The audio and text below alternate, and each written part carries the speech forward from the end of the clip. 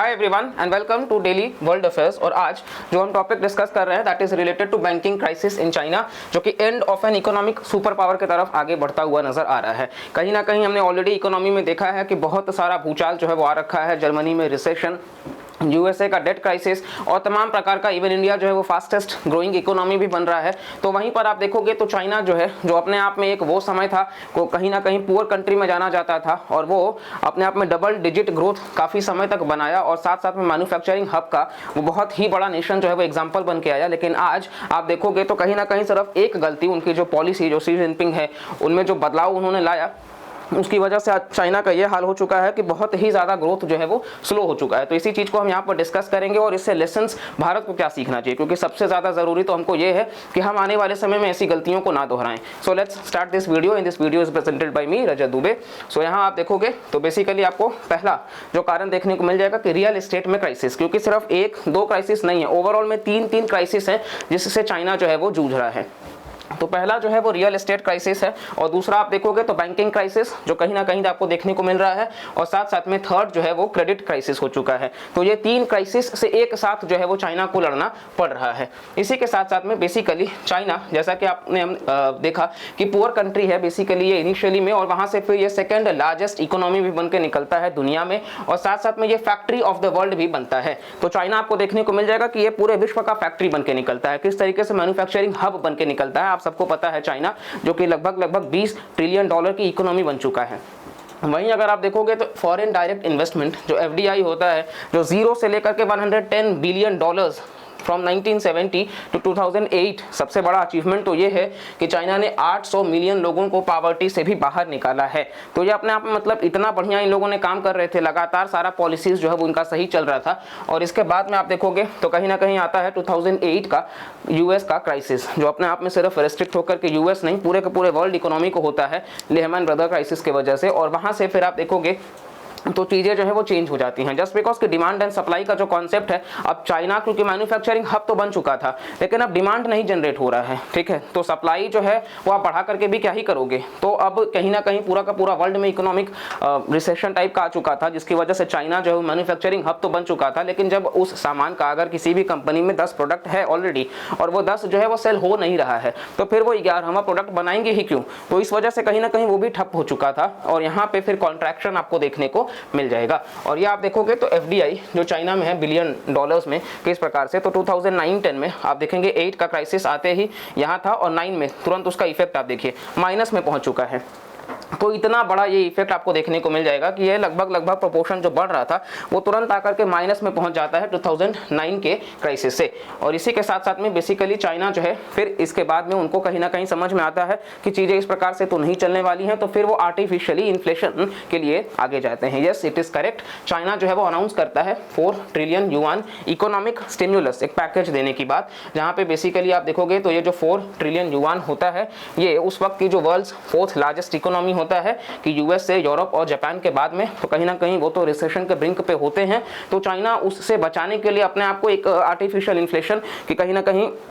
एक surplus generate हो और उस डिमांड को वो फुलफिल कर सकें। और इसी के साथ साथ में आप देखोगे तो कहीं ना कहीं ये जो है वो फेल किस प्रकार से होता है, अब उस चीज़ को हम समझने की कोशिश करते हैं।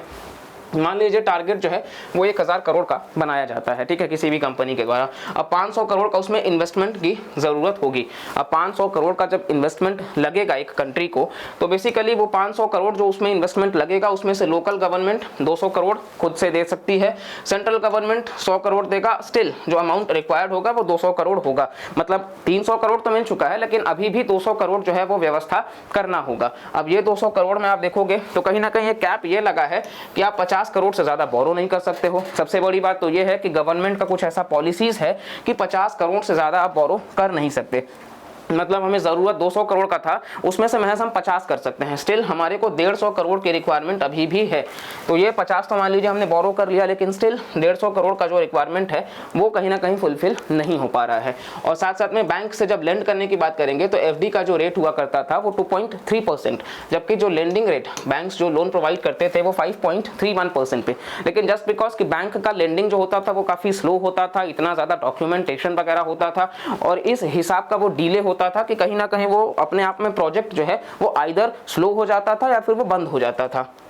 और वहाँ पर फिर आता है पिक्चर में शैडो बैंकिंग, क्योंकि कहीं ना कहीं बैंक्स से फुलफिलमेंट नहीं हो पा रहा था। लोग डिमांड तो कर रहे थे लेकिन बैंक उस लेवल पे सप्लाई कर नहीं पा रहा था। तो फिर शैडो बैंकिंग क्या है कि बेसिकली जो लेंडर्स होते हैं और जो बोरोवर्स होते हैं वो काइंड ऑफ एक एग्रीमेंट में जुड़ जाते हैं, ठीक है। और इसी के तहत आपको देखने को मिल जाएगा ये जो शैडो बैंकिंग है ये काम बैंक का ही करता है, लेकिन जहां हमने देखा कि बैंक बेसिकली 5% पे लेंड कर रहा है, शैडो बैंक जो है वो लेंड 18% पे करते हैं, मतलब लगभग 3 गुना के आसपास, ठीक है। और इसी के साथ साथ आप देखोगे तो $6 ट्रिलियन का आपको देखने को मिल जाएगा। इतना बड़ा इनका ओवरऑल वेटेज है, यानी कि 69% ऑफ द इकोनॉमी जो है वो शैडो बैंक का उस वक्त का हो चुका था, और 18% इंटरेस्ट पे ये लोन प्रोवाइड करते थे। अब जिसको 50 करोड़ लेना है वो जब बैंक से लेगा तो 5.8% पे मिल जाएगा उसको 50 करोड़। हालांकि सेम जब वो शैडो बैंक से लेगा 50 करोड़ तो उस पर 18% का इंटरेस्ट लगेगा, यानी कि आप समझ रहे हो उसका EMI जो होगा वो कितना ज़्यादा अमाउंट उसका फ्लक्चुएट करेगा बैंक से और शैडो बैंक से। इसी के साथ साथ में बेसिकली आप देखेंगे तो कहीं ना कहीं इसका इम्पैक्ट क्या पड़ता है कि जो ग्रोथ है बैंकिंग इंडस्ट्री का वो आप देखोगे तो 2016 आते आते जो येलो ऑरेंज लाइंस हैं आप इनको देखेंगे तो कहीं ना कहीं ये 25 ट्रिलियन युआन तक पहुंच चुका होता है। शैडो बैंक का इतना बड़ा वेटेज हो जाता है, तो कहीं ना कहीं गवर्नमेंट को एक चीज तो समझ में आता है कि उनका जो पॉलिसीज है वो काम नहीं कर रहा है, और इसी वजह से 2016 में 25 ट्रिलियन युआन जो है वो पहुंच चुका होता है। और इसी के बाद में आप देखोगे तो अब डीलेवरेजिंग कैंपेन आता है, क्योंकि सरकार को समझ आता है कि यहाँ पे बहुत बड़ा हमसे फेलियर हो रहा है, तो ये शैडो बैंक को हटाने की कोशिश करते हैं। अब यहाँ से ये डीलेवरेज कर रहे हैं, शैडो बैंक को हटाना। तो ये जो काम शैडो बैंक का हुआ करता था अब उसको हटा करके वो बैंक्स को सिर्फ मतलब कोशिश कर रहे थे कि आगे लाने का। तो हमने ऑलरेडी देखा कि चाइना में 69% ऑफ द इकोनॉमी का उनका वेटेज हो चुका था। और इसी के बीच में आप देखेंगे तो एवरग्रांड ये रियल एस्टेट सेक्टर में बहुत ही बड़ा, मतलब चाइना जैसी कंट्री का ये बहुत बड़ा रियल एस्टेट में ये कंपनी है जो कि अपने आप में बैंकरप्ट हो चुका, ठीक है। और इसी के साथ साथ में इसके जितने प्रोजेक्ट्स थे वो भी कहीं ना कहीं फेल होते नजर आए। और एवरग्रांड जिसका बहुत बड़ा इंपैक्ट चाइना में है, जब वैसी कंपनी भी अगर बैंकरप्ट हो जाती है तो पूरा का पूरा रियल एस्टेट सेक्टर में भूचाल आ जाता है। और इसी बीच आप देखोगे तो अगेन अब हम एक एग्जांपल से समझते हैं कि जब शैडो बैंक हुआ करता था, किसी को 400 करोड़ की जब रिक्वायरमेंट होती थी तो वो 400 करोड़ में 200 करोड़ मतलब स्टिल उसको फेज 1 में किस प्रकार से वो लोन लेगा तो वो 100 करोड़ ले लेता था बैंक से, जो कि अप्रॉक्सीमेटली 6% पे मिल जाता था, और वहीं वो बाकी का 100 करोड़ शैडो बैंक से आराम से ले लेता था, जो कि 100 करोड़ उसको माना कि 18% पे मिलता है, लेकिन उसको फास्ट मिलता है और ज़्यादा उसमें डॉक्यूमेंटेशन भी नहीं होता है। लेकिन अब क्योंकि शैडो बैंक नहीं है तो फेज 1 का लोन तो उसने चलो बैंक में डिले लगा, डॉक्यूमेंटेशन हुआ, उसको 100 करोड़ तो मिल गया बैंक से, लेकिन क्योंकि शैडो बैंक अब है नहीं तो यहाँ पे कोई सोर्स है नहीं मनी देने का, तो अब उसका 100 करोड़ उसको कहाँ से वो व्यवस्था करेगा, ये एक मुश्किलात आने लग गई, जिसकी वजह से कहीं ना कहीं आप देखेंगे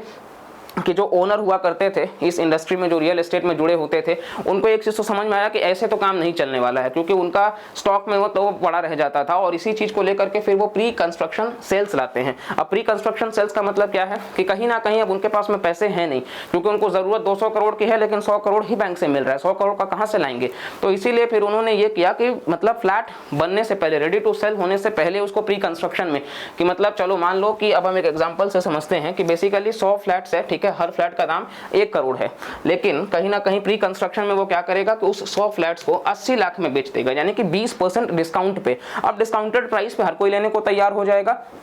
और अब उसके पास में जो 80 लाख रहेंगे, बेसिकली 100 फ्लैट जब उसने बेचा तो वो 80 करोड़ बन गए। उसको ज़रूरत 100 करोड़ की थी लेकिन उसको 80 करोड़ मिल गए, तो अब उसका वो इस्तेमाल कर सकता है अपने रियल एस्टेट काम में। तो ये बेसिकली जहां उसको 100 करोड़ का शॉर्टेज हो रहा था वो फुलफिलमेंट लगभग हो जाता है इस प्री कंस्ट्रक्शन सेल्स की वजह से। हालांकि ये प्री कंस्ट्रक्शन सेल्स का ये इंपैक्ट पड़ता है कि अब रेडी टू सेल प्रॉपर्टीज जो है वो बिकना बंद हो गया। आप देखेंगे तो कहीं ना कहीं यहाँ पे लिखा हुआ है कि न्यू स्टार्ट सर्ज्ड, जो कि 20% से बढ़ाता है 2018 में, लेकिन जो कंप्लीट हाउसेस का है वो प्लमट हो जाता है, जो कि डिक्लाइन होता है 26% से। और इसी के साथ साथ में बेसिकली आप देखोगे तो कहीं ना कहीं 22% का रेवेन्यू तो बढ़ता है, लेकिन ओवरऑल जैसा कि हमको बताया कि कहीं ना कहीं मतलब जो स्टिल अभी रेडी टू सेल जो प्रॉपर्टीज थे वो बिकने को मतलब तैयार नहीं थे, वो गिर चुके थे बहुत ज़्यादा, क्योंकि अब लोग डिस्काउंटेड फ्लैट्स ढूंढ रहे थे ताकि उनका EMI भी सस्ता बने। इसीलिए ज़्यादा से ज़्यादा अब जो प्री कंस्ट्रक्शन सेल्स वाले थे वो बढ़ चुके थे। इसी के साथ साथ में बेसिकली आप देखोगे तो ये चार्ट आपको दिखाएगा कि किस तरीके से प्रॉपर्टीज़ जो अंडर डेवलपमेंट में है वो किस तरीके से ग्रोथ दिखाए हैं, जबकि जो कंप्लीटेड हैं वो 1/6 मतलब कॉन्ट्रैक्ट कर चुके, श्रिंक कर चुके हैं। तो अंडर डेवलपमेंट में जो है वो उस प्रकार से ग्रोथ, जबकि जो रेडी टू सेल वाले हैं वो काफ़ी ज़्यादा नीचे आ चुके थे, ठीक है। इसी बीच आप देखोगे तो कहीं ना कहीं इसका इम्पैक्ट ये पड़ता है कि चाइना के जो होम प्राइसेस हैं वो काफ़ी तेज़ी से नीचे चले जाते हैं, और इसी के साथ साथ में में चाइना जो मतलब 5 जो बैंक्स हैं, बेसिकली 5 रूरल बैंक्स चाइना के हेनान प्रोविंस में, वो भी अपने आप में फ्रोज हो जाते हैं। तो उनका फंड्स वगैरह भी जो है वो फ्रोज हो जाता है, यानी कि एक फेलियर पे वो पहुंच जाते हैं, जस्ट बिकॉज कि अब लोग जो है वो EMI दे नहीं पा रहे हैं, ठीक है। और इसी वजह से कहीं ना कहीं मतलब बैंक्स का भी फेलियर हो रहा है और अब ट्रस्ट जो है वो भी ब्रेक होता जा रहा है। साथ साथ में बेसिकली आप देखोगे तो कहीं ना कहीं 4000 जो स्मॉल बैंक्स हैं पूरे चाइना में, उनका भी एसेट्स जो है वो खतरे में हो चुका था। बैंकिंग सिस्टम के ऊपर सवाल उठने लग चुका था क्योंकि लोगों के पास में पैसा रह नहीं जा रहा था। और इसी बीच जो एक और इफेक्ट आता है, दैट इज वेल्थ इफेक्ट। तो वेल्थ इफेक्ट बेसिकली ये है, इकोनॉमी के कंटेक्स्ट में अगर हम देखें तो आपका जो एसेट होगा अगर उसका दाम बढ़ेगा, आपका एक्सपेंस बढ़ेगा, आपका जो स्पेंडिंग पावर है वो बढ़ेगा। लेकिन अब अगर आपके एसेट का दाम गिरेगा तो आपका जो स्पेंडिंग कैपेसिटी है वो भी कम होगा, ठीक है। अब इसको हम एक और एग्जांपल से समझते हैं कि बेसिकली मान लीजिए एक इंसान, उनका 2018 में जो घर का दाम था वो बेसिकली अगर 3 लाख डॉलर्स के आसपास में था, तो उनका एक्सपेंस जो है वो 70,000। 2019 में वो जब वैल्यू कम होता है तो उनका एक्सपेंस भी कम होता है। फिर 2020 में अगर वो बढ़ता है तो उनका एक्सपेंस भी बढ़ता है। तो ये एसेट के क्वालिटी के ऊपर है। एसेट क्वालिटी अगर इंप्रूव हो रही है तो कंज्यूमर का जो स्पेंडिंग होगा